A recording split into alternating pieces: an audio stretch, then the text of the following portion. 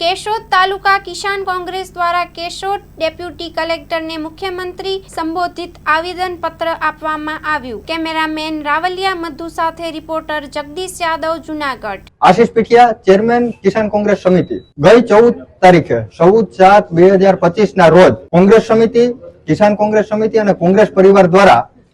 પ્રાંત અધિકારી શ્રી કેશોદને આવેદન આપી અને કેશોદ તાલુકાના 53 ગામોમાંથી 41 ગામના રસ્તાઓ ની યાદી સાથે આપેલા હતા કે આ રસ્તાઓ અત્યંત બિસ્માર હાલતમાં છે અને ગામથી ગામને જોડતા રસ્તાઓ છે, તાલુકા મથકે જવા માટેના રસ્તાઓ છે, જેમનું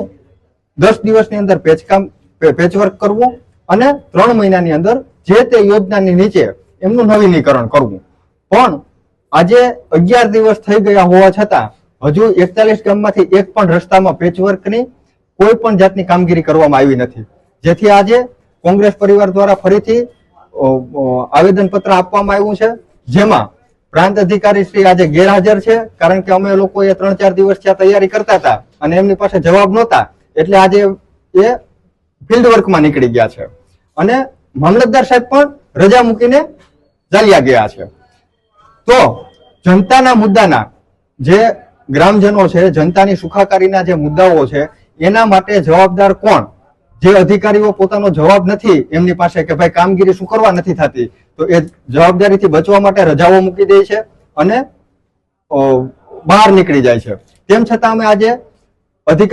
અધિકારીશ્રીઓને આવેદન આપી અને એવી માંગણી કરી છે કે 1 તારીખ સુધીમાં, એટલે કે આવતા શુક્રવાર સુધીમાં જો આ 41 રસ્તાઓનું પેચવર્ક ના કરવામાં આવે તો કોંગ્રેસ પરિવાર દ્વારા મામલતદાર કચેરીએ ઉપવાસ ધરણા કરવામાં આવશે અને આજથી અમે કોંગ્રેસ પરિવાર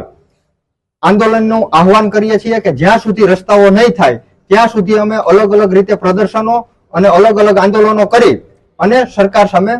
અમારો પ્રશ્નનો અવાજ ઉઠાવશું।